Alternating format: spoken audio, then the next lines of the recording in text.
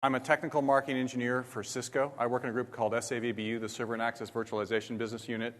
We build UCS. You know Cisco builds compute now, right? Nexus 1000V, Nexus 4000, and specifically the two pieces I'm here to talk about today, the Nexus 5000 and the Nexus 2000, the hardware architecture themselves. This is a box-based session, so I just want to make sure you're comfortable with what I'm going to cover in the class today, or the session today. This isn't a design session. I think it's important to understand how the hardware works, what the capacities and capabilities of the switch are, to understand how to optimize your design, but I'm not going to talk about design directly. If you're interested in a design session, there are a number of design sessions around how to use 5K, 2K, 7K, FSUE design session, evolution of the data center access architecture. So there's NXOS architecture itself, the software architecture. I'm going to primarily talk about the hardware architecture today. Is that what everyone expected? Okay. Good. Perfect. So a bunch of things. I'm going to apologize up front. This is going to be a fire hose. My goal, I always have to choose between, do I cut stuff out or do I give you everything and sort of overwhelm you? When I try to give you everything, you've got the slides. There's going to be a recording of this session available for you to review later. So rather than miss things, I'm probably going to, again, fire hose you a little bit to make sure you at least have the things for reference. Some stuff will stick. Some stuff you'll come back to and look at again later. And I want to make sure when you look at it again later, it makes sense. So I'm going to show you two marketing slides, and promise there's only two. The first one is this. What is the 5K and what is the 2K? The Nexus 5000 is an Ethernet switch. It's also an MDS fiber channel switch. It's two things wrapped in one piece of sheet metal.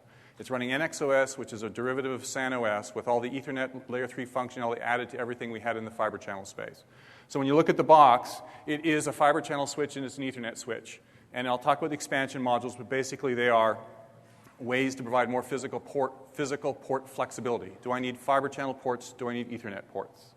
The fabric extender is a new idea. Well, it is and it isn't. It's a remote shelf. It's a remote line card. But more technically correct, it's a port extender, which is why we call it a fabric extender. And I'll explain what I mean by that. Nexus is a little different than Catalyst in that we've added some capabilities at the hardware and software level based on some new business problems. And this is the second marking slide, and the last one I'll show you. So things like we call it distributed access fabric, which is really the fabric extender concept. Unified I/O, fiber channel over Ethernet, fiber channel, storage-based fabric, the ability to share the same wires and share the same hardware and infrastructure to do multiple things. Not shipping yet, but shipping later this year and next year, layer 2 multipathing, a way to replace spanning tree effectively and replace it with a routing protocol. New hardware requirements in order to do that. And VN-Link, the integration between the server infrastructure and the virtual machine infrastructure and the hardware switching infrastructure and the software infrastructure. That's what's different about Nexus from sort of a marketing perspective. But if we look at it internally, it's a switch. And what's in a switch? How many people here have 6500s in their network that they've run, that they configure? Right? Anyone never touched one? Okay. What I'm going to try and do as well is provide probably some analogies to what you know, because a lot of what switches are is they're fundamentally the same sort of ideas and principles. It's just the implementation, the optimizations that we get as a result of that. So if we look at a switch, what is a switch? Well, it's a supervisor, some sort of component that has a forwarding ASIC on it. And that forwarding ASIC has internal logic that can do forwarding decisions, policy control decisions. It's got a CPU on it that runs control plane, management plane, manages the box. You tell it into the box. A larger switch probably has some form of fabric ASICs, right? Crossbar fabric, and wires that connect external or remote components to that centralized forwarding engine. In most cases, they're called line cards, right? And those line cards will connect over the fabric or the traces to the fabric. You're going to have memory, packet memory, buffers on the line cards. And in some cases, you're also going to have distributed forwarding chips on the line cards. If you want to increase scale, increase capacity, there's a couple ways to do it. You can make the ASIC run faster, which there are physical, practical limits from physics and manufacturing, or you can increase the number of ASICs and solve the problem through parallelization. If one thing can do it this fast, two things can do 2 times as many. And for most switch fabrics, that works pretty well. So does that picture look familiar? That's a 6500, right?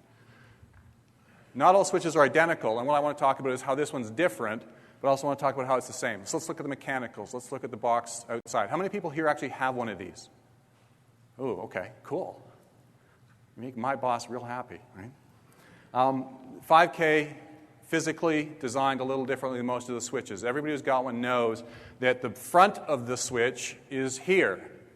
This is the front, And that's the back, which is backwards compared to every other switch you probably ever sold. And there's a reason for it. The reason why is this switch was designed to run in the data center, hot aisle, cold aisle architecture.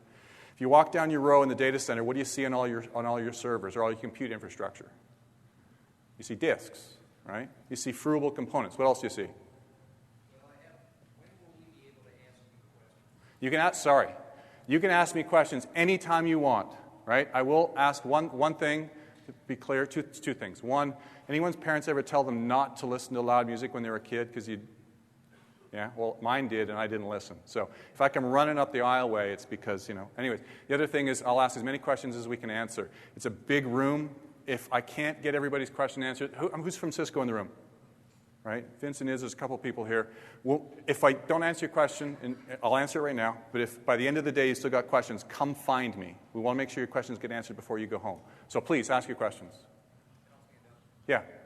We had 5Ks well deployed, and the front and rear was a very interesting thing. Yep. The very first time we had to replace switch number 2. Yep. And it pulls forward in front of all of the cables. Because the mounting ears are such that it slides. We so tried to figure out how to retrofit that. I'd love to chat with you as well as a customer with a couple of them in different data centers. It's not friendly for hot spare removal. It's similar to the fan on a 6500 when you run the cable. Which piece of it is not, when you've got multiple of them racked together in the same rack? And you want to pull out anything that has, yes. Okay, I understand the question. So if I have a pile of these stacked together, right, in that case, it doesn't solve the problem. So let's talk specifically what we can help in the future. With this, what it's specifically designed for, if there's a single one of them running at the top of the rack, that's what the cable's optimized for. But I do say, if you stack a pile of them together, you still got the problem if I got a bunch of ports at the back overlapping each other and cables overlapping each other. Is that the point you were making? Yes. Okay, yeah. And there's a lot of work being done, so we can talk offline specifically about what we're doing from a form factor perspective. Question? One of the things that we do in our racks is right at the edge of the cable on the backside, there's a little slot. We'll run the power cable through that little slot. That way it's up out of the way, so if you pull the second one or the one below it out, it doesn't catch it. We run that back around the TEs on both sides. Cable management, yeah. And so these are all good points. And again, cable management, whether you do vertical, horizontal, I think there's a bunch of approaches that we're taking to this. But in general, my comment, I think whether it's perfect or not, and I agree it's not necessarily perfect, but in general, the fact is this is the front where you replace components, cold aisle. That's the back, the hot aisle, where the wires run, because that's the front of the server with the fruitable components, and that's the back of the server with the cables coming out of the back of the server. That's why it was built this way. We're going to do front-to-back airflow as well, so you can turn it around, but the current versions are only, when I say front-to-back, basically from the back to the front. Right now we do front-to-back airflow. The 5010 1RU version, identical from a functionality perspective. It's effectively half the ASICs inside the box in a smaller form factor. Different power supplies, different fan trays, because it's a 1RU versus 2RU switch.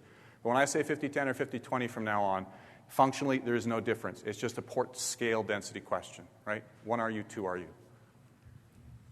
The expansion modules are literally expansion modules. They're mini line cards. What they aren't, though, when I say line cards, there's no functionality on them other than the physical PHYs. There's no port ASICs. There's no forwarding ASICs. There's no buffering. There's nothing. They're managed like line cards. They're hot swappable. You can do OIR operations on them, but there's nothing in them, right? Which means from a functionality perspective, every port in the box is identical because the ASICs are actually behind the expansion modules. So there's nothing you can do on a fixed port that you can't do on an expansion port. They're functionally identical. Really, it's just a way to be able to change the PHY form factor. Do I want to have a 4 gig fiber channel GBIC plugged in there? Do I want a 10 gig SFP plugged in there for Ethernet or fiber channel over Ethernet? Power supply. How many people have 1,200 watt power supplies? How many people have the 750 watt power supplies? Buy the 750 watt power supplies. When we first built the box, we shipped with a 1,200 watt power supply. And the rationale for doing that is stuck in some of the sort of intricacies of what's happening with 10G base T.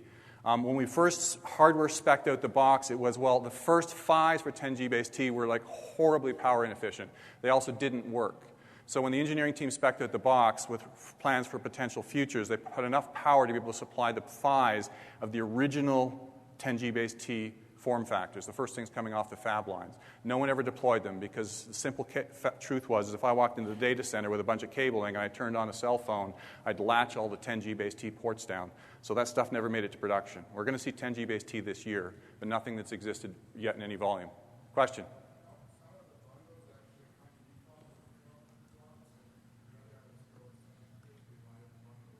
Some of the bundles come with 1,200 watt power supply because we haven't fixed them yet. They're supposed to come with all 750s. And the reason for 750 is it's all you're ever going to need. You can run a single switch with a single 750 watt power supply, and you'll never have any future requirements ever for any more. Everyone else understand the ratio of active power to the maximum power supply, the more efficiency we get, the better the AC to DC conversion is. So your data center will run more efficiently with the 750 watt. I will talk to Oralee and Malhar about the bundles. I didn't realize that was still occurring, right? I'm the geek in the team. I'm not the guy who actually figures out the pricing, so I appreciate the comment, okay? So that comment makes sense? Let's open the lid up on the box. What's inside? If you open the lid up, you're going to see a bunch of heat sinks, so you don't really see them. But there are two types of chips in the switch. There's the port controller, the unified port controller, and then there's the crossbar fabric. Single-stage, packet-based crossbar fabric.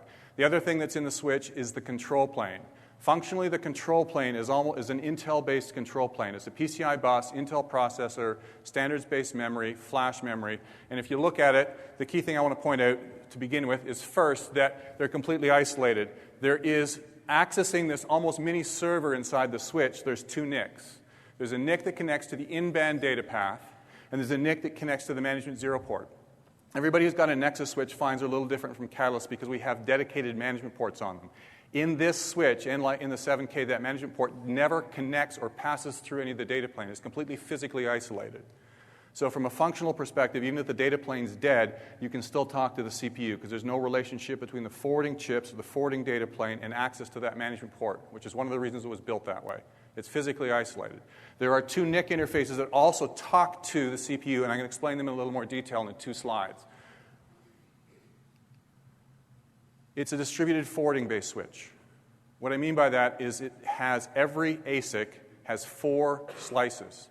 Every port has a distributed forwarding engine. Every port has its unique forwarding engine. We replicate 52 ports. You've got 52 forwarding engines running in parallel across the switch. It's why we get the millions of packets per second we can get is simply because we do that. We scale through parallelism. Every port's got a dedicated, effectively, processor on it, or switching processor. And again, the only difference between the 5010 and 5020 is 14 versus 7 of these port controller chips. We share the same control plane and the same fabric ASIC between the two. The fabric ASIC is basically a single-stage, crossbar, multi-point chip. It's got 2 schedulers, a unicast scheduler and a multicast scheduler. We schedule traffic independently for the two, and I'll talk about unicast and multicast packet flows as we walk through this. Other thing to note, though, is there are 8 classes of service within the fabric. So the 8 classes of service within the data center architecture are basically also mapped directly through the fabric, and we schedule independently different queues and different classes of traffic across the scheduler. Just to reinforce the point, there are 14 ASICs, but each ASIC actually, and this is just form factor, there's actually 4 independent switching engines running, or slices running on that chip, on that port controller. Every port gets its own copy, or replica copy of the forwarding engine, the forwarding tables, the access tables. The only reason it's on a chip is because it's more power efficient to put more functionality on the same chip. Sharing transistors, sharing power. Over time, you probably see us consolidate this even farther, make the box more power efficient. But the basic architecture is independent forwarding ASICs. And the ASICs, and I'll go through it, are capable of forwarding Ethernet, fiber channel FCOE. They're multifunction forwarding chips. Right. Let's go back to the control plane for a second, though, to get that not get it out of the way, but to explain a little more. Intel, CPU, right, 2 gig of RAM, gig of flash, all the other pieces that are part of there. The big thing to note, though, as I mentioned, is these management ports. Every box that we ever sell has the same basic behavior. When packets come in that are interesting in the data plane, how do they get to the CPU? They get punted to the CPU. We match in hardware a MAC address, we match an access list, we match some TCAM entry says this packet is of a specific type, it's an OSPF frame, a BPDU, whatever it is, and that identifies a frame to be sent to the CPU. On the switch, the way we do it here is any packet that comes in is forwarded. And some of the packets are forwarded, but they're forwarded to the interfaces that are connected on the port controller to the CPU complex. There's no configurable COP yet on the 5K, but there is a tremendous amount of hardwired control plane policing built into the box. The engineering teams configure it. They don't yet let you guys change it because they figure they understand the optimal hardware-software interaction, so they've configured it. What they do is this. 2 NICs. So certain traffic types, when they're forwarded, are identified as low-priority traffic type, telnet, SSH. Certain packet types are identified as high priority. If I match the BPDU and I forward that BPDU on, that's a high-priority packet. So they're sent to 2 different NIC interfaces over 2 different switch ports. Within each of these switch ports, there's queuing, right? This is a switch. We got 8 queues per port, and we allocate and queue match traffic, because it's a lookup decision, to assign it to a specific queue. BPDU's strict priority queue. Other packets to other queues that have sort of deficit weighted round robin 10% allocation. So effectively, we have a second stage of quality of service to manage between these packet types going to the CPU, which ones go to which queue, so that the CPU itself can actually arbitrate and manage what's coming in. And the last stage is that, exactly. You can manage, it's a processor. We get interrupts from the NICs saying, I've got packets coming in. We can moderate the interrupts coming in from the different NICs, from the different queues, so that the CPU can rate limit traffic coming inbound. We don't rate limit BPDUs, we do rate limit other traffic types. So if the system gets overloaded, the CPU protects itself both by prioritizing physically, queuing traffic and rate limiting traffic, and then effectively doing a rate limit, or by doing CPU interrupt policing or polling. Right? So it's not configured in the same way you do it in a 6500 or 7K. And again, one of the reasons it's not exposed is because there's some knobs in here related to the NXOS piece that we haven't figured out how to expose yet. But it does exist. The other thing that exists is the ability to look at it. There's an interface, and you can take a look at the 2 interfaces, or actually all 3 interfaces, connected to the CPU. So Ethernet 3 and 4 are the 2 interfaces that the CPU uses to talk to the switch path, the in-band data path, the in-band traffic path.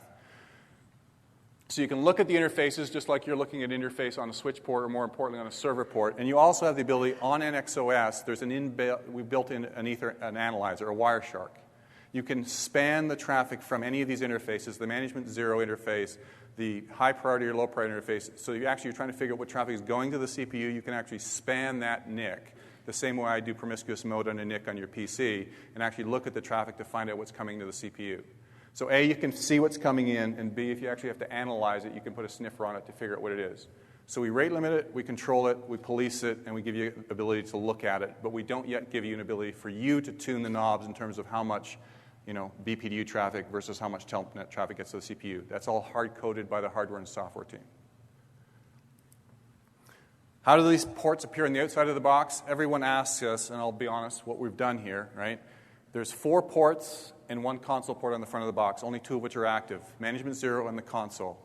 Everyone here knows the 6100 fabric interconnect module in UCS is the identical hardware almost as the 5Ks, the same forwarding ASICs, the same crossbar ASICs, the same form factor, which means on the 6100 we have L1 and L2 being the fabric interconnect lines between the 2 UCS systems.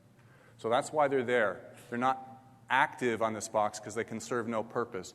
Management 1 doesn't yet connect to anything. There's a physical port in the front of the box, but it doesn't connect to one of those NIC interfaces to the CPU.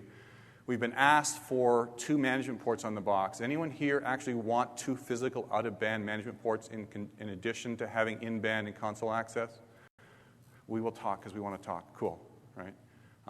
It could be possible, but no, out-of-band management plus console plus in-band management is probably what most people have asked for, so that's where we stopped. But that's why when you look at the box, only the boxes in green are active. But now you hopefully understand that that box in green, the management 0 port, connects to a NIC, and the console port connects to the CPU complex. Make sense? Cool. Take the heat sink off one of those unified port controllers and start diving down into it. Again, there are 4 slices in the port controller, 4 independent replica copies. Each one effectively does 3 things. It does the MAC, right? It does sort of the encapsulation, the encoding, all the pieces for all the pieces that are required for the physical media. It also does forwarding decision. It does packet lookup, packet rewrites, matches, ACL, quas, all that stuff happens in the middle logic. And the last set of logic is the quas logic, the buffering, the flow control, and all pieces required to support all of the features that we have in the switch, right? Whether it's just straight queuing, whether it's lossless Ethernet queuing, flow control, those pieces, that logic also exists within each of the port controllers. It's an ingress-based forwarding switch. It's a distributed switch, but the thing that decides to forward is the ingress port. So when a packet arrives on a port, that's where we run most of the processing logic. So packet comes in, it's basically serialized, decoded, MAC-sec, any processing occurs, and then it runs through the input forwarding logic. Input forwarding logic says MAC address, forward, ACL, FCUE, whatever the packet information says. We do all those lookups, we do all the processing, and then in the packet sitting in buffer, the physical packet sitting in buffer in the meantime, and then we make a decision. It needs to go out this port, which happens to be on another port controller, across the fabric, and so now we schedule the fabric. We basically say, I've got a packet that needs to be sent across the fabric to the egress unified port controller to be transmitted out on the wire. If the egress port is available, which means there's no contention on the port's ready to transmit a packet, we can schedule the frame across the fabric to be transmitted out the port. I'm going to come back to that concept 2 or 3 times because it's important. Frames are stored on ingress until the egress port is free to receive them. It's an ingress-based forwarding and ingress-based queuing switch. So most of the data path and most of the time the switch packet spends in time in the switch stays on the ingress port controller. Packets from slice to slice in the same port controller are really from chip to chip. We just happen to put them all on the same chip. So they still have to follow the same data path. They still have to pass through the fabric and come back. So the fact ingress-egress doesn't mean I do local forwarding here and then forward across another chip. Every packet follows the same data path, follows the same forwarding path through the switch. Is that different than a 6K? So in a 6K, if you have a distributed feed, the question is this different than a 6K? In a 6500, if you have DFC line cards, we do ingress-based forwarding. Packet comes in, that line card makes the forwarding decision for the frame. What's different, and I'll get to it in more detail later, is that the packet is then immediately sent across the crossbar fabric, unless we've got contention in the fabric itself, and is queued on the egress port. In this case, we queue on the ingress port until the egress port is free to transmit the frame out the wire. And there's one exception case which it makes more sense near the end when I explain QS. So remember the thought and see if I answer your full question. If you look inside the chip, probably you've seen anyone here ever been in an architecture talk before about 6500s, 4500s, 37? This is not different. A pipeline-based forwarding lookup algorithm that uses TCAMs, uses the same technology that Cisco's developed, multiple stage process to effectively process the packet header through. Initially, we collect configuration statistics. How many packets came in, what type of packet it was, collect counters. Sorry, wrong way. Finger on the wrong button. Next thing we do is effectively do a lookup decision. Where does the packet go? Is it an FCUE frame? Is it a fiber channel frame? Is it an Ethernet frame? Is it a multicast frame? We do lookup logic to basically determine where the frame should go, where it should be flooded to, what ports it should be forwarded out of. The next stage in the process is basically Ethernet learning. We do hardware-based learning. The model is very similar to what you have in a 6500 with DFCs. We do hardware learning on the ASIC where the packet comes in and where it goes out. We then use the CPU to coordinate and update the MAC address table across all the unified port controllers. Aging for MAC addresses across the unified port controllers is still managed centrally by the CPU. 6500, you've got the DFCs. They learn MAC addresses in hardware, and then all the line cards get updated in software so they have the same packet. In practice, based on packet flows, the hardware learning is really the only thing you ever have to do. But again, we continue to populate and propagate that across all the forwarding ASICs in case we have asymmetrical packet flows or other things that mean all ASICs need to know that destination location. Next stage, policy enforcement, right? We do VACLs, RACLs, PACLs, zoning checks for fiber channel. All of the security functionality is managed at this stage in the process. Again, so from a switch perspective, you can filter on MAC addresses, IP addresses, TCP numbers. You can filter. Anyone here, when I say zoning, know what I mean? Right? You can do zoning checks. Hard zoning checks are actually performed in hardware, and zoning checks are actually enforced at this point in time by the policy logic in the switch. The last stage of the switch forwarding is effectively the multipath expansion, a port channel, or an equal cost ECMP-based forwarding decision. If you've got a destination and it's actually a port channel, well, I forward out to the logical port. Now this is the logic that actually says, here's the physical ports that port consists of, and so we're going to make a forwarding decision to actually say this flow goes out this port in the port channel, or this port goes out this flow because the FSPF or fiber channel says that's the equal cost path that this flow should take, and that's the last stage in the process. That's what's actually happening inside this little forwarding logic, right? Now let's understand some of the other pieces. It's a cut-through switch. What do I mean by cut-through? Some confusion around this. I'm going to probably spend hopefully not too much time explaining it. What a cut-through switch does is it basically says, as I get a frame in, I start to serialize the bits in, put them in packet memory. You continue to serialize bits in until you reach enough bits, Ethernet, IP, TCP, or FC fiber channel header to be able to make a forwarding decision. So we're doing some degree of store and forward. At that point in time, you run the packet through the lookup engine, or the header through the lookup engine, as you continue to store the bits in the buffer. When the lookup engine is complete, we ask the scheduler to send it outbound. At that point in time, if you can schedule it and get it to the egress port, we then start serializing the bits out of the buffer memory across the fabric to the egress port. So we can still have bits arriving on the ingress port as we've started to send bits across the fabric and out the egress port. That's what a cut-through switching does. Right? It's not a wire. It doesn't serialize bits through. But it's sort of this hybrid mode. Read so much. If I can forward, I begin forwarding. Question? Will this be applicable even if you're running some ports in 1 gig and 1 10 gig? So the question is this applicable for 1 gig and 10 gig ports? And I happen to anticipate the question, right? Probably because I got asked it before.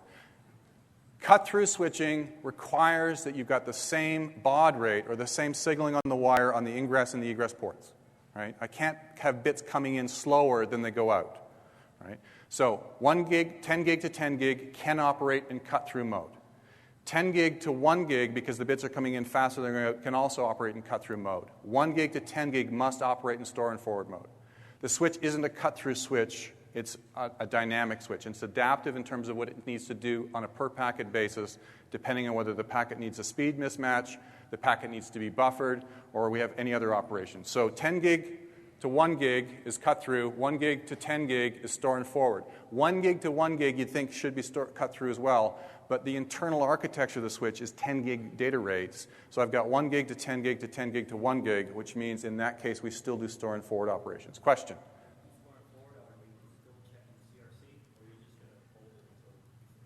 Well, give me one more slide and I'll answer that question. The question was, is even in store and forward mode or cut-through mode, are we checking the CRC? We're always checking the CRC. We always are going to have the same behavior, and in 2 slides I'll explain what that behavior is, whether we're operating in store and forward or cut-through mode. So when I say store and forward or cut-through, it's really we're operating the same behavior. It's just in some cases we can be serializing bits. In some cases we have to buffer bits because we have to, we've got contention. Someone's trying to talk on that port. I was already transmitting bits. Well, I have to continue to store and forward in that case, or speed mismatch cases. So it's not strict cut-through. It's sort of, and any switch has to do this that's operating in this mode. So one slide, and we can talk about this in more detail if you want later. Why are we doing this, right? The goal of cut-through is purely a small degree of optimization. What we really want to do in any network fabric is optimize the good put, provide a consistent behavior for applications in a variable load condition, right? That's what everyone here been building networks for more than 6 months, right? That's what you've been doing for years, right? And all we're really doing with this is trying to figure out how to optimize that behavior, how to deal with the fact that we're starting to see more hops potentially between compute and storage, between compute and compute, and additionally having to deal with the continual reality of bursting traffic condition, right? So our goal isn't to figure out how to make packets go through as fast as possible. Our goal is to figure out how to make packets move as optimally through the fabric. There's minimal loss with minimal latency when we can do that. So the goal isn't cut-through. The cut-through is really an optimization that says, as we start building larger fabrics, can we help make this good put more effective? And the answer is yes. We can do optimal tuning, which is what this ability to do some degree of cut-through serialization really does for us. It's not the end goal in and of itself. The end goal in itself is to build that network so that you get the best good put and the best performance for your applications running through it, which is what you guys got to have to do. Question?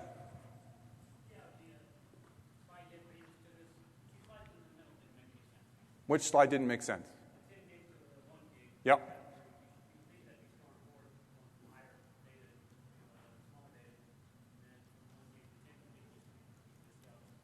So the question is why is 10 gig to 1 gig cut through and 1 gig to 10 gig store and forward? And what it really comes down to is if you've got bits coming in a wire at a 10 gig speed and they're basically being clocked this fast, if they're being clocked this fast, 1/10 the speed on the wire on the far side, the bits are coming in fast enough that I can continue transmitting continuously out the far far side.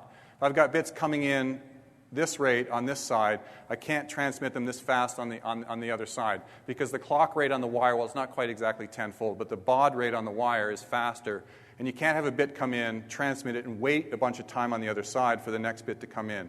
So you have to be clocking at the same speed or faster on the ingress to the egress interface on the wire itself to cut through.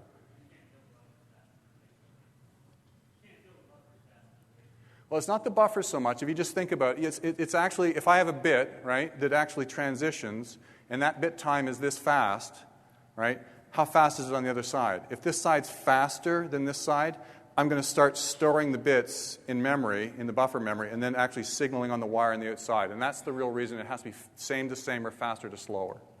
That make sense? Okay. Let's get on to the next screen. So just a cheat sheet for you.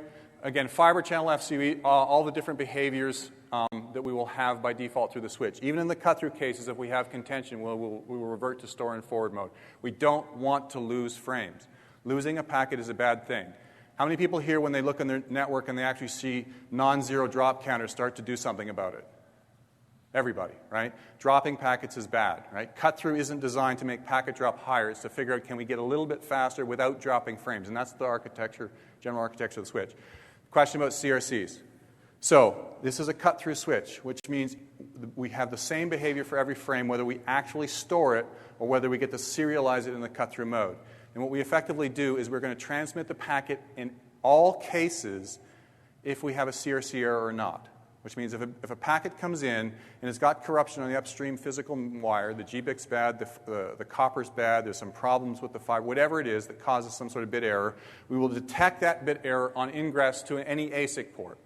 We will mark the counter to say we've got a CRC error, but we will continue to transmit that frame, even if we run it in store and forward because it's 10 gig to 1 gig, 1 gig to 10 gig. We will still transmit the frame at the other port. So the architecture of the switch is consistent. It's not like some frames go, some frames don't. We want to have consistent behavior. Efficient? Yeah, to transmit a frame you know is bad. So why did we not do cut-through in most cases for the last 15 years? You remember Kalpana networks? Right? We've done cut-through before, right? Why did we stop doing it? Two reasons. One, there was the question of are we consuming capacity in the fabric for bad frames that we're transmitting? I think the reason I stopped doing it when I was a customer was the fact that I couldn't find where the layer 1 media problems were, right? I get a CRC and it was everywhere, right? So we haven't fixed the first problem. Is it inefficient or non-inefficient? The contention right now, there's enough capacity in the fabric. Given the bit error rates we're seeing in real-world environments, the bit error rates in most of our... How many people have CRC errors in your network on a common basis? Right? They're occasional things. So again, given that the quality of hardware and software and quality of cabling and infrastructure has gone up, the probability of seeing CRCs is low enough. The feeling is we're not going to consume bandwidth. We're running 10 gig wires with a very low rate. What really matters, though, is this. If you've got a problem, how do you know where the problem is? What we do here is rather than sending the packet on with a CRC value, we send the packet on, count the CRC value, but then we do a one inverse operation of the CRC. We stomp the CRC, which means any downstream device, whether it's a switch or another ASIC, because we do this internally in the switch, can detect that the error occurred physically upstream. When you're trying to troubleshoot the problem, you can differentiate between a stomp frame and a CRC frame, so you can go, that's where the thing that's broken is, and I'm seeing echoes of it down here, but I'm not seeing the problem down here. Cut-through also has another behavior. If you get a frame that's too large on a port, we don't drop the frame. We transmit and truncate, which means we inject an errored frame into the network. Because the errored frame came in to us, we just transmit only the MTU size on. And again, the same thing is going to occur, though. We're now going to have a bad CRC frame downstream. What we do is we stomp that CRC value as well, so that frame, when it passes through, we can actually detect errors. And as an example here, if I have an upstream device and that I'm configured for 2K MTU on a 1500-byte MTU port, on the ingress port, we'll see that the frame's too large. On the egress port, we'll see that the frame's too large, and there's an error. We've actually marked it as a stomp frame error, so you can see that the frame going out that port was errored upstream. Between the packets, and we do this internally within the switch as well. In other words, to track whether chip-to-chip's actually having these sorts of problems, because again, ASICs go bad. Not very often, but if they do, you want to be able to trace back to them. We can tell, and you can look for MTU violations, you can look for stomped frames, you can look for end of frame errors. All this data on every single port in the box on both sides to and from the fabric from each of the port controllers is counted and tracked. So you can view this stuff. If you're trying to troubleshoot inside the box, probably call TAC, but the point being is if you need to, you can, right? And you guys can actually see the counters and look at the data.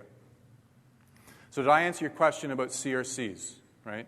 So the short answer is this is what we do, right? If we got a frame coming through, how do we transmit the frame or not transmit the frame? We do transmit the frames, right? Stomping the frames when it's appropriate.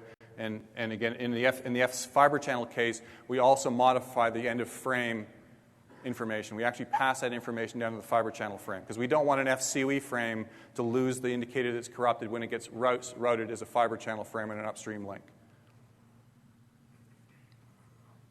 So you nod, yes, I got the question? Answered it? Yep, answered the question? Perfect, okay. I'm talking about question. We're doing also cut through on the egress port? So are we doing cut-through on the egress port? Absolutely. So the egress port is part of the whole cut-through operation. The ingress port does the lookup and then just schedules it across the fabric to the egress port. And when the egress port gets it, he's already told the fabric he's able to transmit it.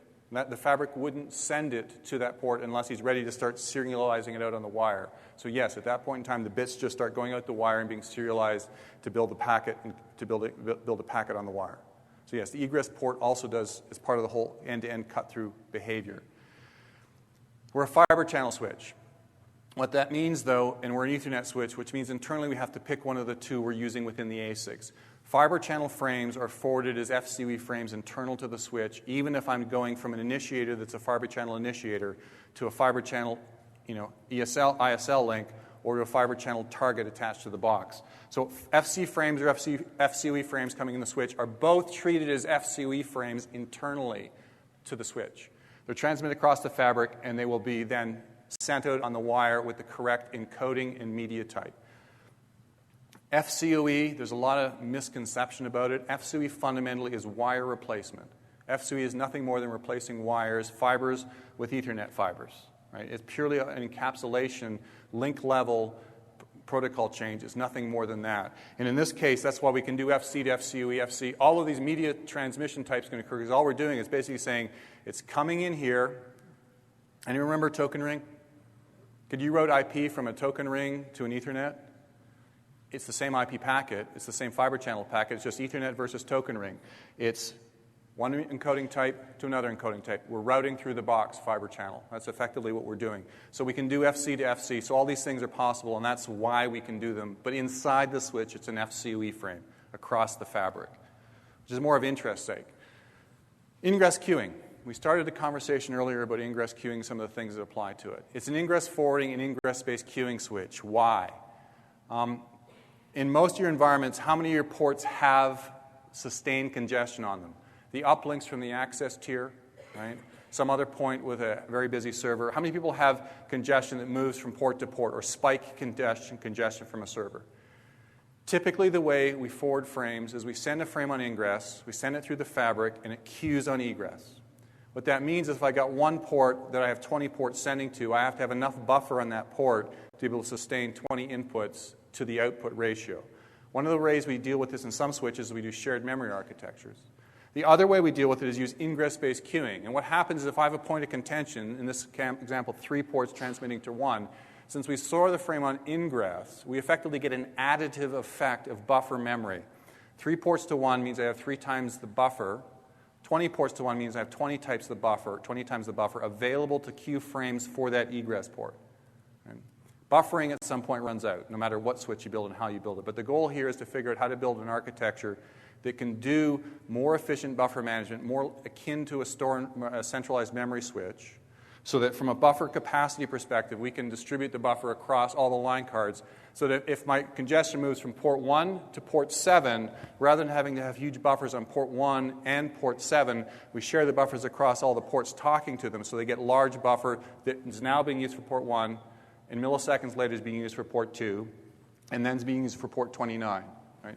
It gives us a capacity to sort of reuse that buffer for egress congestion wherever that egress congestion moves. Right? So it's how do you deal with the spike egress congestion popping up all over the place? I build huge buffers per port, or I dynamically reuse buffers on the ingress port. So again, somewhat akin to a shared memory architecture, but not identical. Since it's an ingress-based queuing switch, we have to solve that fundamental switching dilemma, which is called head-of-line blocking. In any ingress queue architecture, if I have a packet stored in ingress that's being held because this port's busy, and I get another packet to that port, which is free, without having an intelligent queuing model, I'm holding this packet up waiting for you. That's what head-of-line blocking is in a nutshell. We use virtual output queues. Every port, every queue has a different virtual queue or virtual list of pointers, so we can schedule each one of them independently. So that port can stay congested forever, and I will transmit to every other port independently. Right? So there's no head-of-line blocking in the architecture. This isn't new. This has been in MDS. This has been in large fabric switches forever that do this sort of forwarding. But we need to do it, and it does take place on the 5K.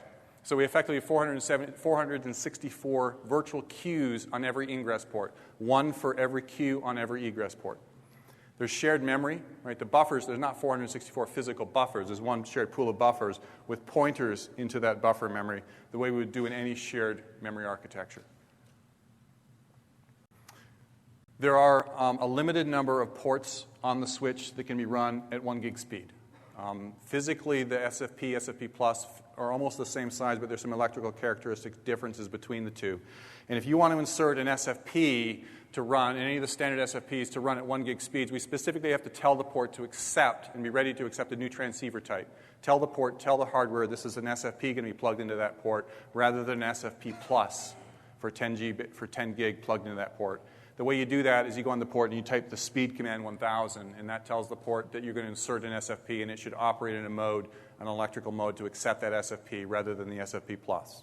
So there are, on the current version, only 16 ports on the 5K itself, or 8 ports on the 5020 that you can put 1 gig SFPs in the box. Question? So the ASIC is all the same in all of them, but if you actually look at some of the PHY pieces and some of the pieces that are sitting in front of the ASIC, those aren't all the same. There's only a limited number of 1 gig max and 1 gig, one gig capable PHY Mac interfaces in the box. Right? So the ASICs are the same, but what's in front of that ASIC, in front of that port controller from a physics on the chip level is actually different.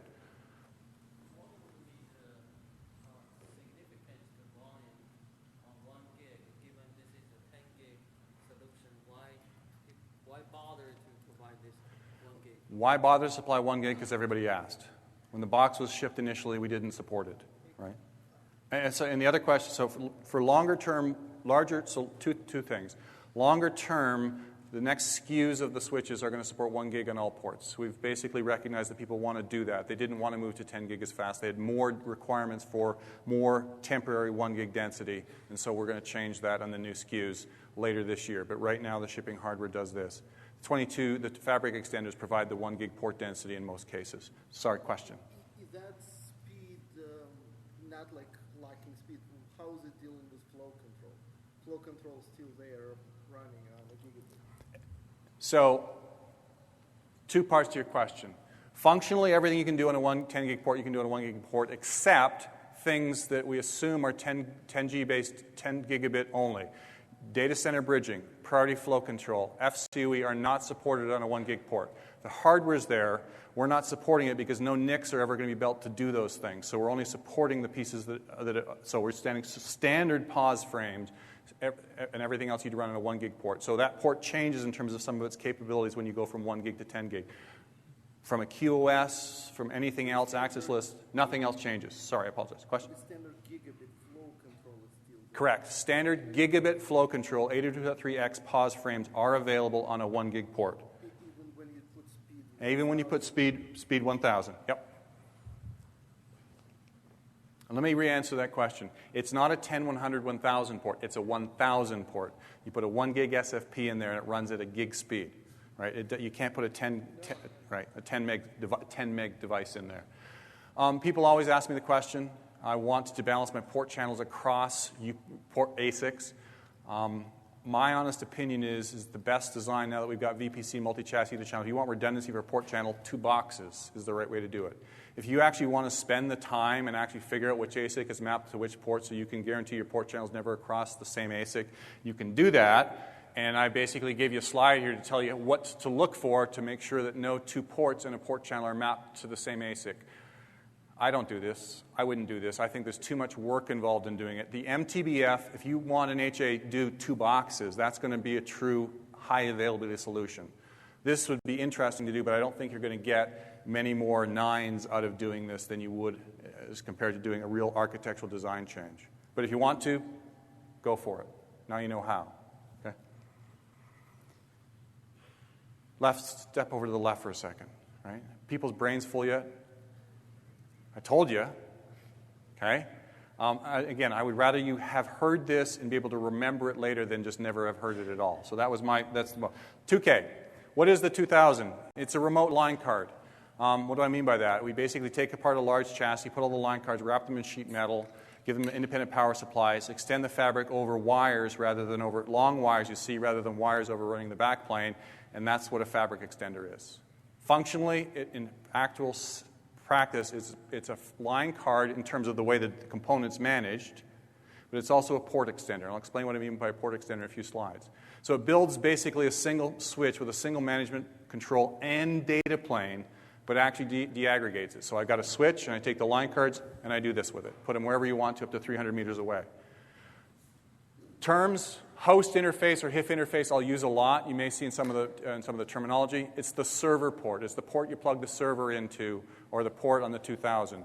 There's the network ports. The NIF ports are the fabric links that connect the line card to the parent switch. The parent switch is the supervisor.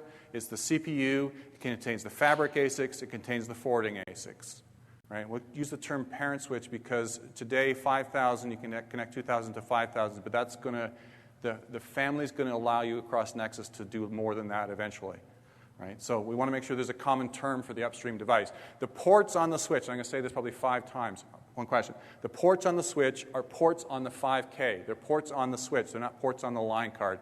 They're managed by the ASICs and forwarded by the ASICs on the 5000, which is what I'm going to explain to you in detail. Question? So what are your uplinks for the 5000 and the 2000? Is that 10 gig or is that gig? The uplinks are only 10 gig.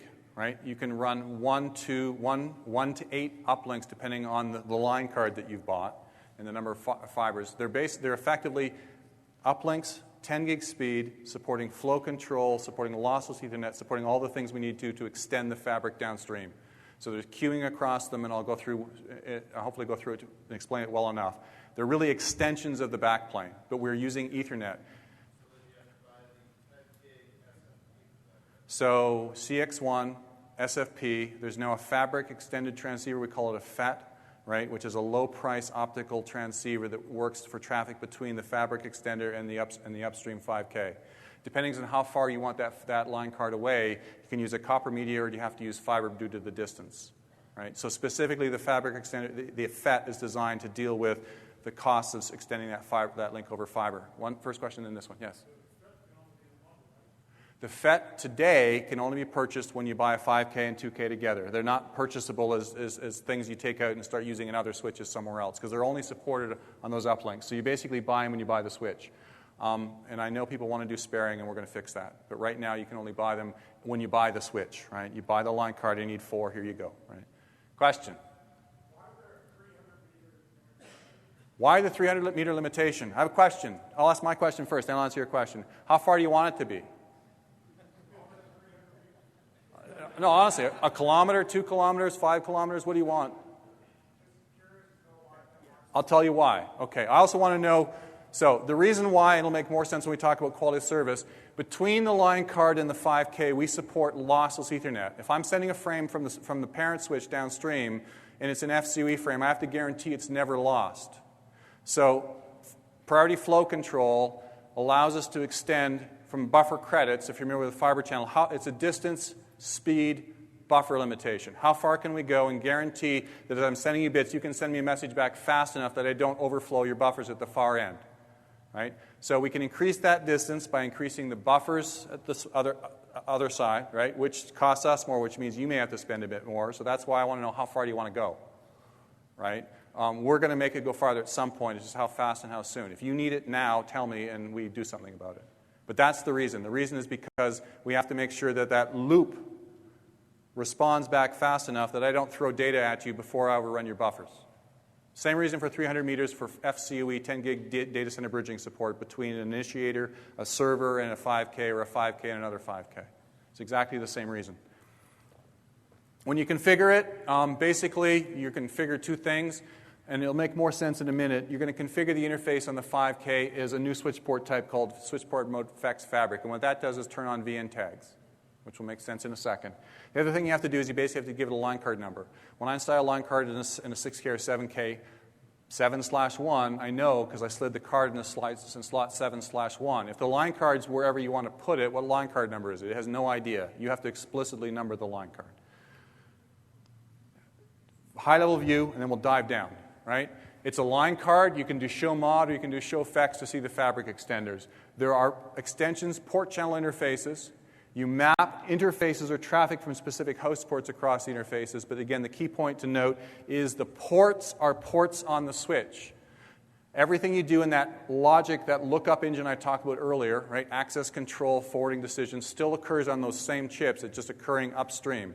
And what we're really doing is and the question now is how do we map that physical port to that chip so that it knows to make that forwarding decision? Which is the same question as how do you do it on the 6K line card? How does the PFC know that the packet came in port 7/1 rather than 3/2? Same problem, same solution in general. Hardware architecture. Very briefly, we've got 3 versions of the line card shipping today. 2148, which is gig RJ45 with 4 10 gig uplinks. 2248 is 100 meg gig RJ45 with 4 10 meg uplinks. 2232 is 32 SFP 10 gig ports supporting FCOE and data center bridging with 8 fabric uplinks. 3 form factors. So basically it's a 6748 or it's equivalent to 32 ports with 80 gig of fabric, the same thing we have on the 7K today from an oversubscription perspective. Cheat sheet, what are the capabilities? The big thing to note, the difference that everybody asked for and we should have done initially was port channel support on the 2Ks themselves. And I'll explain all of that in more detail as we go. But now in the 2248 and 2232, there's other things we get with 2248 and 2232 as well. I'll go through a couple of those. Some of those I'll save for next year. Again, I just have too much to tell you all at once. Here's your cheat sheet. Data life of the packet. What are we really building? We're building an implementation of network interface virtualization. The ability to extend a port down through multiple physical layers so that a resource that's managed centrally can actually appear in a remote entity. Whether it's a fabric extender port, a HIF port, whether it's a LIF port on a Palo adapter, an SROV adapter, this is the general architecture. That's what we're doing. What we're doing is we're using VN tags. And I'm going to try, and I know people are going to ask the question about industry standardization of VN tags. In this case, that doesn't matter. Who knows what a constellation header is? Every packet in your 6K has a header on it internally to the switch, right? Your 3Ks, your 4Ks, every switch in the industry has an internal header format, and I'll explain why. This, in this case, is purely an internal header format that exists like any switch has within it. We're telling you what it looks like because we want to use it in other cases and other places, right? But we're using it specifically here as an internal frame format to provide topology information internal to the switch. What a VN tag does is it associates the physical port on the fabric extender with the ASIC's representation, the virtual interface on the ASIC, the logical interface. So when a packet comes in on the port and actually gets that ASIC knows what port that packet came in on. Or when it needs to send a packet, it knows how to tag the packet so that it goes out the right port in the fabric extender. It's literally stretching the wire, extending the port from the forwarding interface on the 5K down to the remote line card. It's an extension of the port. So it maps the LIF to the HIF. The HIF is the physical port. The LIF is the forwarding ASIC representation of it. What this does is quite simple. Packet comes in from a server, comes in a physical port. On that port, the 5K is configured, the 2K, that every packet on this port, you're going to use this tag so that I know it came from this port. When the 5K receives it, I know it's physically from that port. Tag the packet. Why does this matter? When you're going to apply an access list, anyone here apply an access list to a port? right? If you think about what an access list does, or any sort of thing, it has to do two things. I have to understand the network topology, source, destination, IP address, TCP number, MAC number. We also have to know the switch topology, because the access list is applied to traffic on that port. So I need to know more information when I do a lookup than just the IP address. We actually need to know the network topology and the switch topology. So what the VN tag does is it gets added together when we do a lookup decision. We parse the whole header plus the tag to say I can apply a policy. This access list that matches web traffic on this port is what the TCAM actually looks up and what the access list really does. So we're parsing the whole bit string to actually do a forwarding decision. And that's no different. That's what the constellation header does inside the 6K. That's why an access list on port 7/3 is different than one on 7/2, even if it's defining the same IP address range. Because there's network topology, which is the header you see, and then there's switch topology, which is the additional header we're adding on, which is why it's there. To forward frames downstream, we do exactly the same thing. A packet comes in from your 7K or 6K upstream. We process it through the forwarding ASICs, and the forwarding decision says the outbound interface is fabric extender 102/1/2, port 2 on that fabric extender.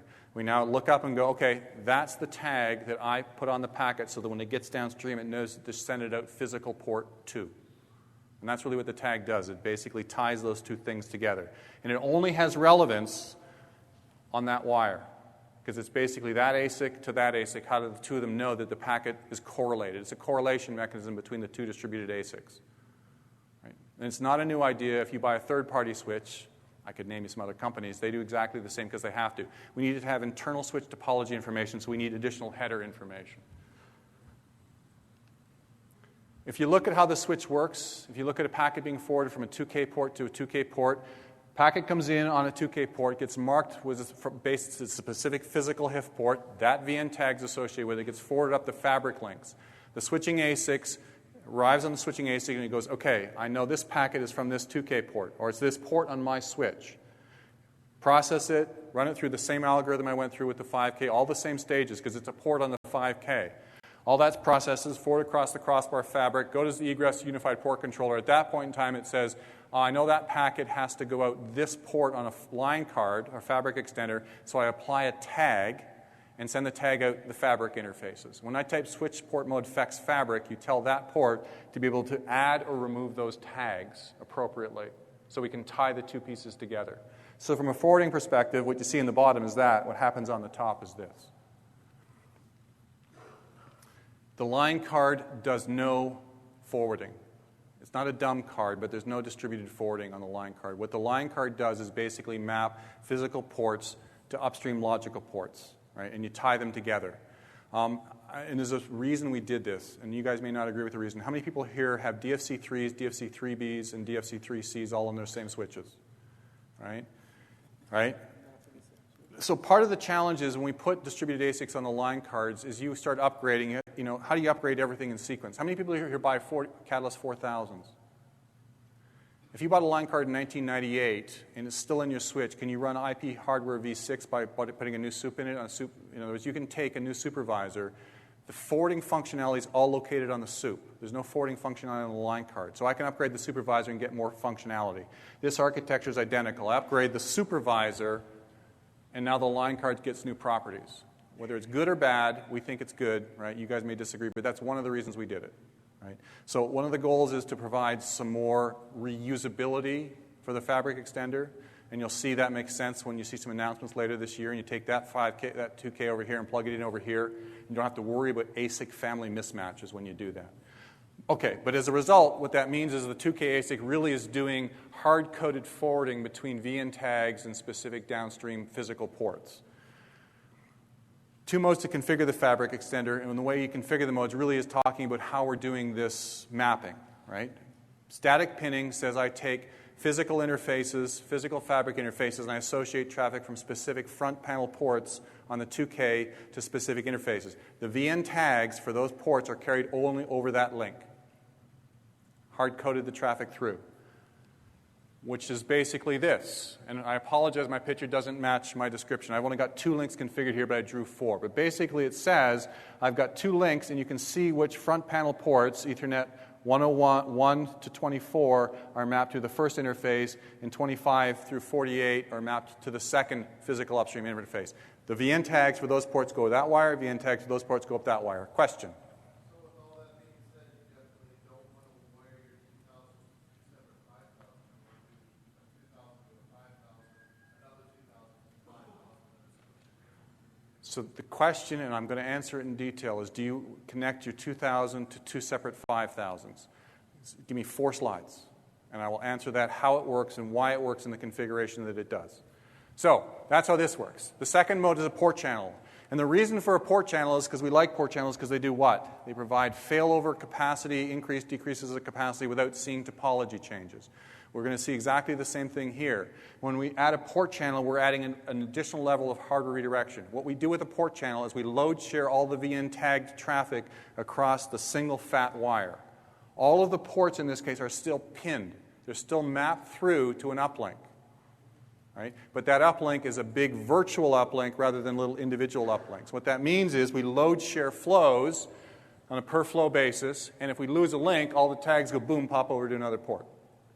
Right? So the traffic can reshare across because we're adding this level of hardware indirection called a port channel between the NIV ASIC on the 4K and the unified port controller ASICs on the 5K. So, question? Yeah, and multicast still only on one. I can explain the multicast question. The question is, how does multicast work? We do egress replication, and there's a subtle difference between the two cases, and I'll cover it when I hit the multicast piece. So if I look down here, I've got one uplinks, and all my HIF ports, all my VN tags are mapped to the logical interface. They're shared as one, right? Most customers are deploying this case. The first case is strict traffic engineering. This port, this uplink. This port, this uplink. This one is sort of the more generic case. It says I can add or remove links to the fabric, and the server ports, there's no change in the topology. The server ports, all they may see is change in capacity, but they're not going to see change in network topology. That makes sense? Right? Okay. From a forwarding perspective, the line cards can operate in cut-through mode, which means the same rules. 1 gig to 10 gig, store and forward operation. 10 gig to 10 gig, cut through every chip through the box, which means if you're talking 10 gig to 10 gig, latency numbers sort of are flat, sort of under 5 mics across the line cards. So as we start adding more line cards, the latency sort of remains the same because we're doing cut through. Again, a subtle point, but again, I just want to let you know that we do it.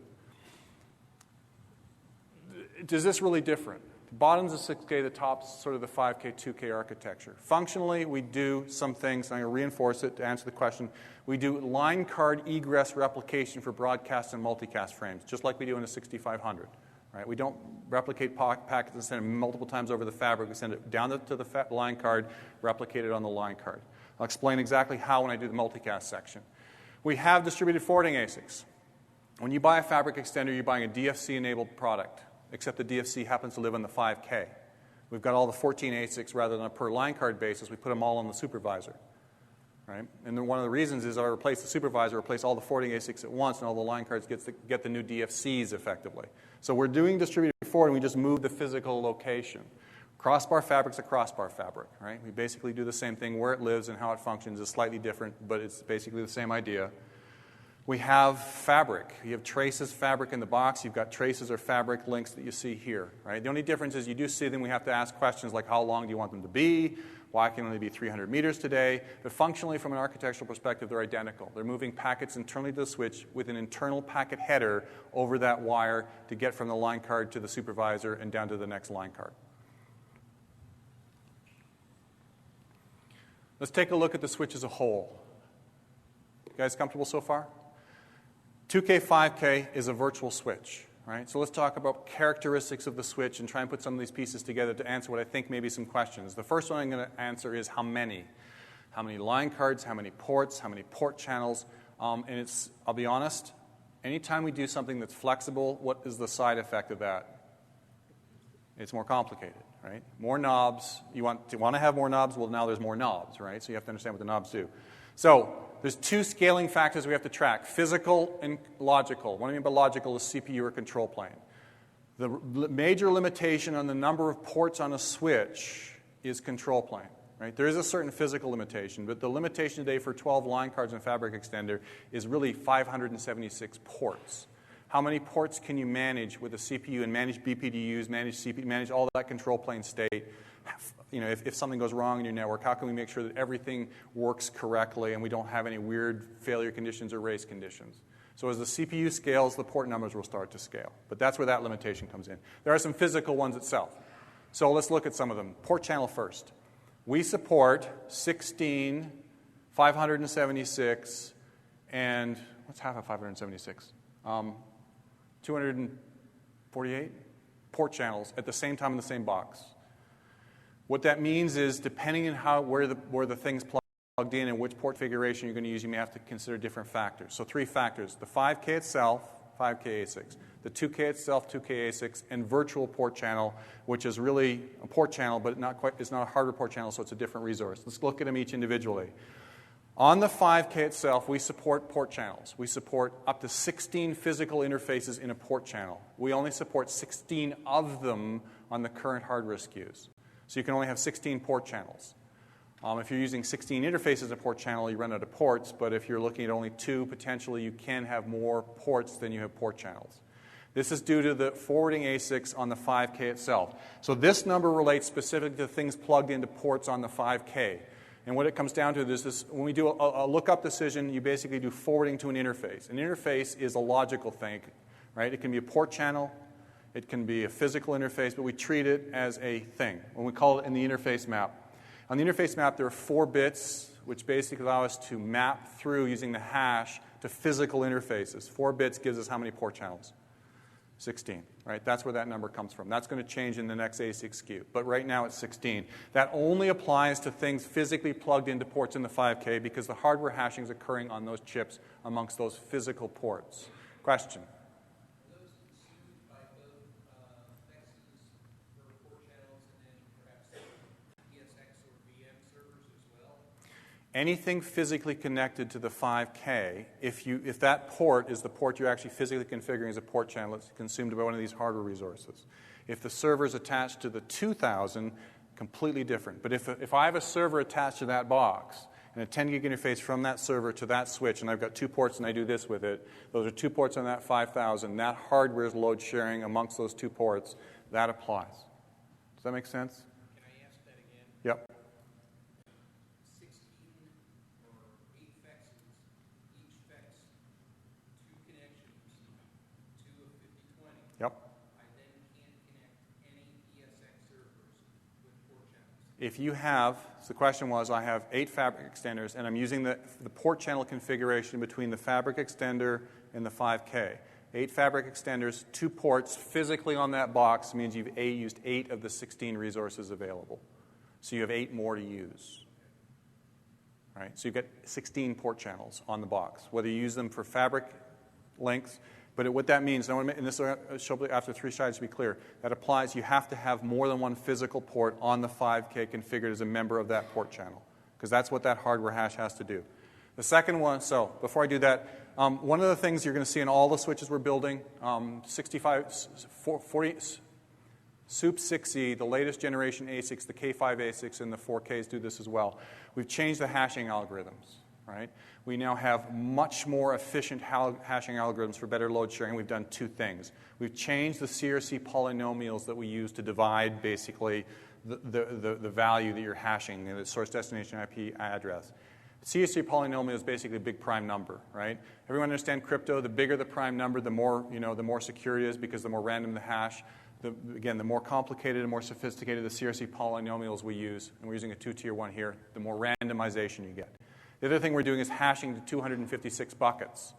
Unlike what you've got on most of your line cards and most of your switches today, which is 8 buckets, we use 256, which means rather than having weird odd numbers of links, 3 links doesn't work in most port channel cases because I get 2 of the interfaces overloaded, right? What happens when we have 256 buckets is one of them gets a small extra percentage of traffic. So more buckets, more randomization. It's just, we're doing this on all our chips. It's just an interesting thing to note. If you hated 3-link port channels, well, now you can do 3-link port channels if you want to. So the failure cases from 4 to 3 isn't a problem anymore. It used to be a problem, right? So again, just understanding from a design perspective, things that used to be rules burned into your head may not be rules burned into your head anymore because the hardware is more efficient. 2Ks. 2148 supports 0 port channels. 2248 supports 24 port channels. 2232 supports 24, but there are only 32 ports, so in practice that's 16 that you could build, 16 two-port port channels on a per line card basis. The hashing occurs like this. I have a logical interface that sends a frame down to an interface. That interface on the fabric extender is a port channel.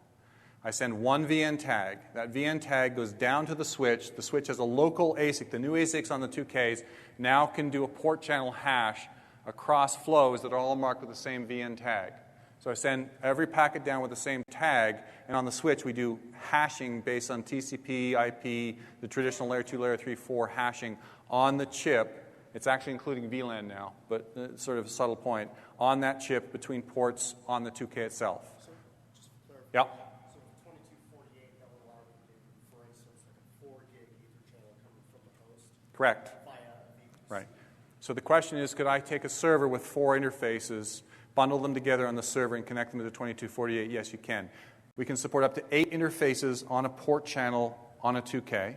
Across 2 fexes. No, right, on a single 2K. Right now, I'll explain how you do it across 2 2Ks, but to do it on one 2K, on ports on that 2000, you can get up to 8 interfaces in a physical port channel on that line card. Right? You can have 24 of those. They're additive. One line card gives you 24, 2 line cards give you 48, 4 line cards gives you 96 because they're local hard resources. As you add more ports, you add more scalability for port channels, local port channels to the fabric extender itself. And I promise I'm going to answer your question, but let me do one more thing first. VPC, virtual port channel. It's called virtual port channel, but what it really is a mechanism to synchronize control plane state across 2 independent switches to keep something in sync. When we build a port channel, what's kept in sync is the port channel state. The MAC address forwarding table looks the same on both sides. The LACP PDUs are the same on both sides. What we're using to keep VPC keep in sync is the state of this distributed port channel across the 2. Right? How do we build port channels across 2 fabric extenders? We still need to use VPC to take 2 fabric extenders and build an ether channel. In this case, I showed 1 port on the left and 1 port on the right, but you could have 8 ports on the left and 8 ports on the right, or 2 and 2, right? To build a multi-line card port channel, we use VPC. To build a port channel on the line card, we use the local hard resources on the line card. And that's where VPC is confusing.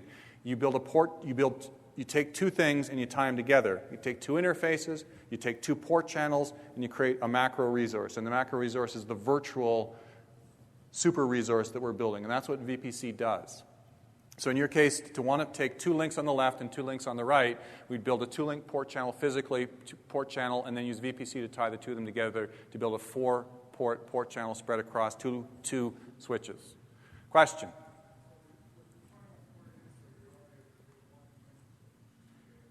The 2148 doesn't have the capability to do those local port channels, and that's why you can only build something that looks like that, which is 2 ports in the port channel.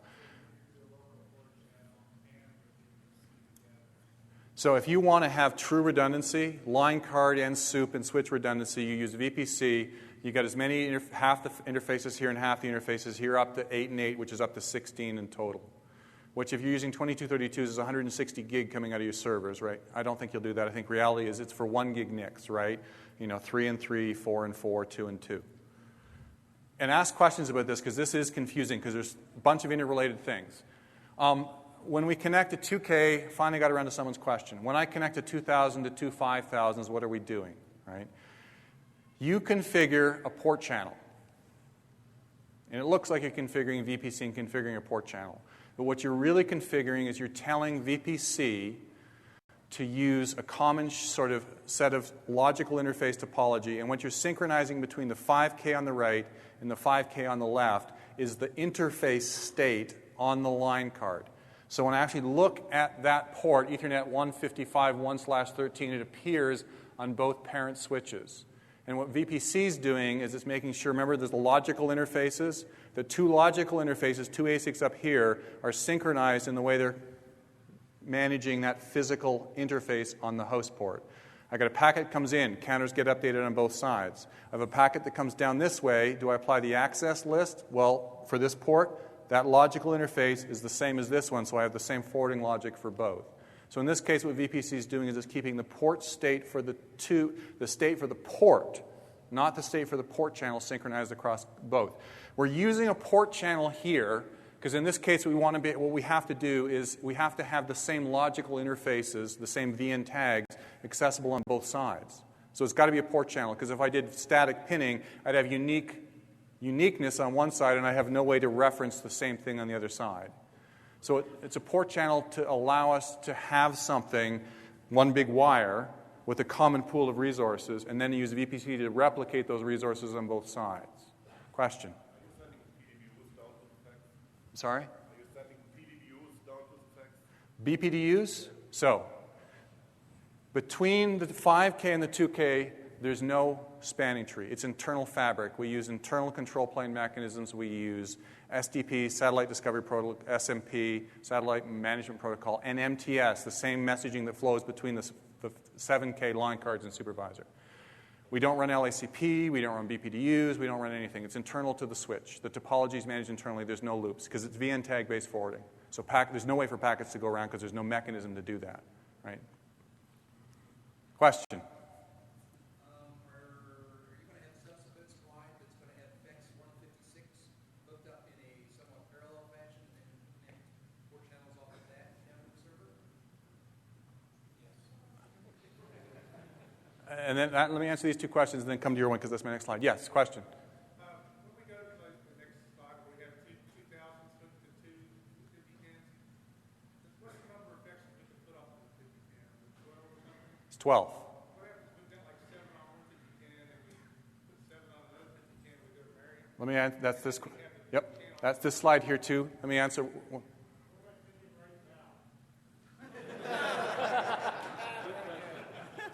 I'm not that good.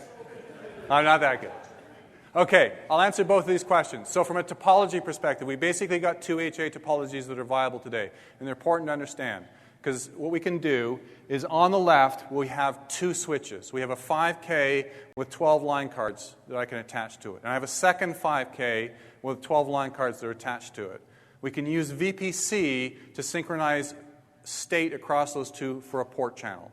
So we can synchronize a state for, a 6-port port channel, or in the case of running CNAs, a 2 10-gig port channel. That's not a hardware limitation on the box. That's a SAN design limitation, which if you guys want to understand in detail, I'll go through with you at some point later. But basically, you can build both of those things. Switch 1 has 12 line cards, 576 ports. Switch 2 has 12 line cards, 576 ports, which means in total, across what it looks like is one switch, but is really two switches, 1,152 ports. Switch 1 is 576, switch 2 is 576. The case on the right, the line card is homed to two supervisors. The port is replicated on both in an active-active state. It's not like active standby. Both are running hot, right? The CPU can handle 576 ports. The fact that I'm replicating that processing on both sides in active-active mode means in the picture on the right, I get 12 line cards. Because the port is the thing we're counting. On the left, I have 576 ports here, managed by that CPU. 576 different ports managed by that CPU. And I'm using VPC to actually build a port channel, separate control plane scale. Over here, that port's managed there and there at the exact same time, which means if I have two 5Ks with 7 and 7, and then I want to take that 7 and dual home and that 7 and dual home, and I end up with 14, I'm now asking for more than 576 ports on the switch, which right now, from an engineering perspective, we're not comfortable to support and make sure that in the worst case scenario, you're not going to have weird things happening on the ports. I'll be honest, Pauline, who's the lead is probably, you guys are lucky to a certain extent, she's one of the most anal people I know. She won't let something go at the door.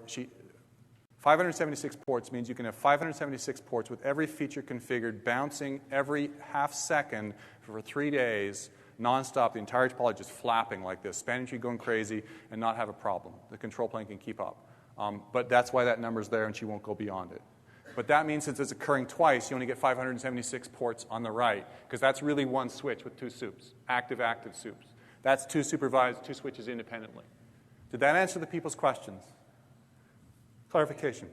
We actually went further and then took the servers and dual connected to both vexels. You did. No, you did 2 slides. Let me get to the 2 slides. So before I get there, question.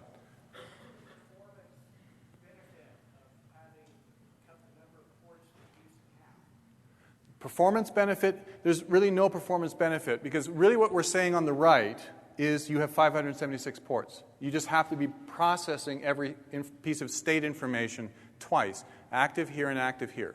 And that's the behavior of VPC. It's an active-active configuration rather than like a 6K with active standby soups. Right? It's active-active soups. So we're doing live replication rather than doing SSO failover between the two. And it's just a different model. I mean, is it better or worse? I'm not sure. It's different. So it's active-active rather than active standby. Because it's active-active, it'd be like both of your supervisor and 6Ks doing everything exactly at the same time. Physically, we do it because they're physically isolated, right? And you can take them and physically put them apart. Question? Okay, which is, I think, this question. One question here. Yep. Well, and I guess they're looking at the difference between the two. If you had one of them in each diagram, if one of those processes, 5,000s fail, on the left, you're going to lose 576 ports. You're going to go down state. Yep. On the right side, they don't go down. you're not going to lose anything, right? So the question from an HA perspective is this. Is your server dual home to 2 access switches, which are independent, or is your server dual home to 1 access switch with dual soups? That's your design choice right now, which is your 6K, which is your design choice with anything we sell you. Right? 6K, 2 soups, or 6K VSS.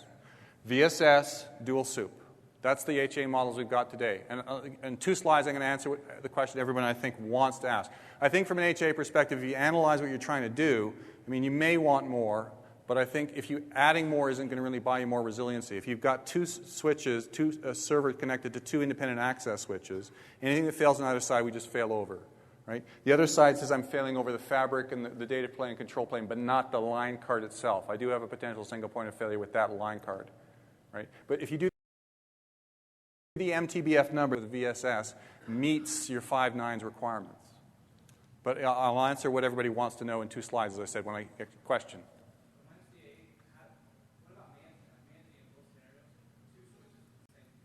Okay. Absolutely. VPC has one ugly, not hidden truth anymore. I got 2 switches, so I've got all the state synchronized. The only thing that's not synchronized is the configuration. Config sync being released this fall will actually provide a mechanism, like we do within MDS already today, to make changes on one side and have them mirrored on the other side simultaneously. So you're going to have one point of configuration for the system as a whole at that point in time. Right? And we do that in MDS today, but we're going to move it to actually supporting the Ethernet use cases as well. Right now, you got to configure stuff twice. One of the reasons for 2 of those are independent. You do ISSU, you can have this. You can have different. These things can be run independently. If you got a bug over here, this one's independent. It's not like a second soup that's going to hit the same bug. Last question. I got to move on to a couple slides. Yes.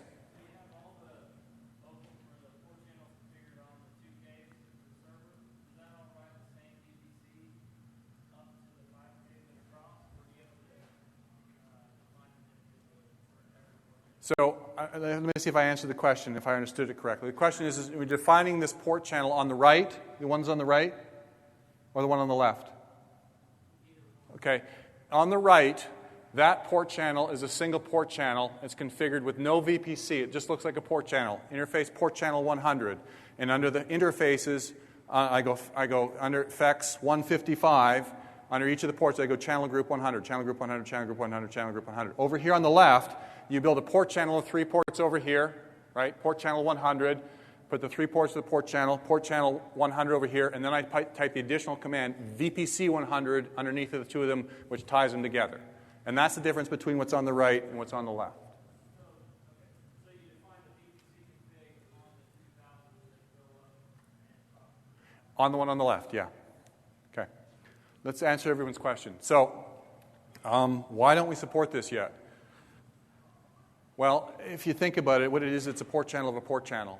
It's a piece of software that doesn't exist anywhere. You can take a port channel 100, you can take interface 1, interface 2, put them in port channel 100. Can you take port channel 100, port channel 200, and make port channel 300?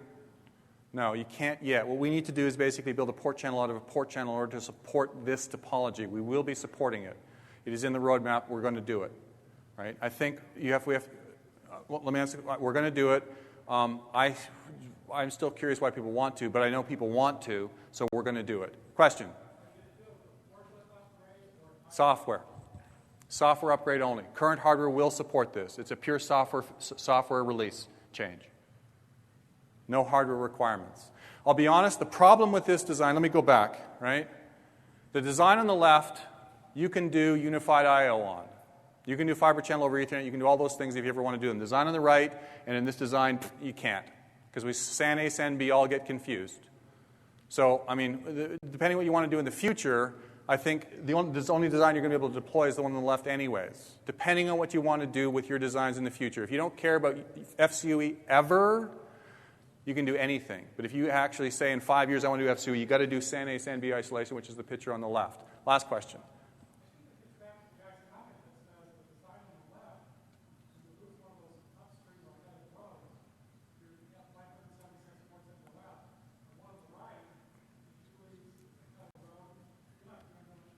Correct.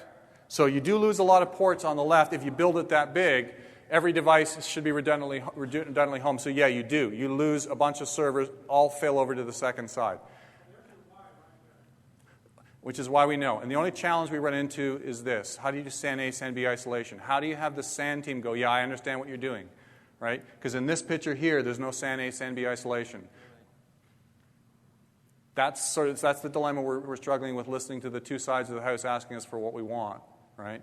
We have to come up with an answer that does both, which isn't this picture, but that's what we're going to do first, and then come up with, hopefully, talk to you guys about the new way.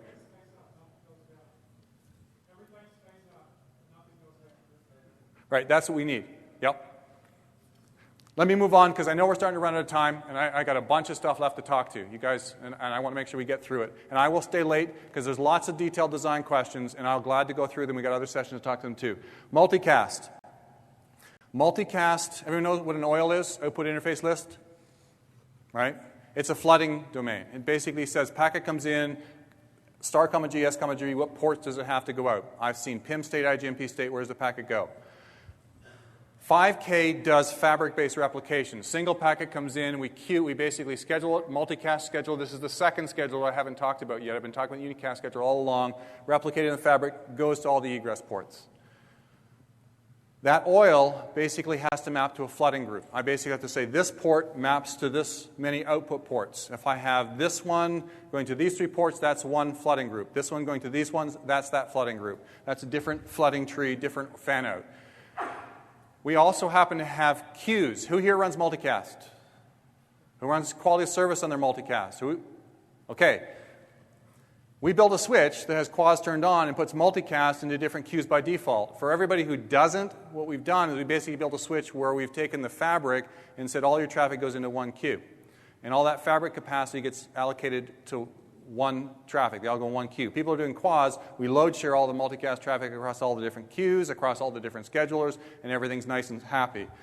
What we need to do is to figure out how to, which is what I've just shown here. If you're most customers who don't do quads for multicast, can we change the behavior of the box? Can we turn quads off for multicast, basically? And we've got a mechanism to do that, which says if all I want to do is use all of my multicast queuing capacity and switching capacity for everything's cause 0, DSCP 0, I can effectively match, and because the box is a quas enabled and it's doing quas for multicast, what we're really doing is saying, let's match all the IP multicast traffic and let's treat it like one class that we're going to allocate, using this command, multicast optimize, multiple queues to. So now rather than actually having queues 1, queue 2, 3, 4, 5 not being used because you don't have any traffic classified that way, we'll put all the cause 0 traffic and share it across on a per S, G group basis across the different queues, the different flooding domains across the queues. If you're not running quads for multicast, I would just by default turn this config on. Right? If you're doing quads for multicast, you have to think about your quads and your queue management because you're already doing that, and then we just have to do that the way we would do it in any traditional design. 2K does egress line card replication. Multicast IGMP snooping group state on the line card, send one copy down the wire, replicate it on the port. If you do static pinning, I've got isolated groups of ports. 4 links, 4 copies of the packet. Not a big deal, but effectively because they're independent, if you run a port channel, I send 1 because all ports share the same fan out and the same VN tag pool effectively. If you understand this next session, you understand the box. And I put it last on purpose, quality of service. We do 3 new things, but we basically do things pretty much the same. We have new quality of service characteristics. We have lossless Ethernet. We have pause frames and PFC-based pause frames. We have, anyone here ever configured quality of service with bandwidth allocation? Not a new idea. We do that here. We happen to call it ETS because the IEEE decided they wanted to define exactly the definition of how the schedulers worked. Right? It's nothing new. It's just a strict definition of what we have to do in hardware to meet the compliance spec. What we also do, though, is we do MQC. We do quality of service the same way you configure it on any switch, except we've got new features.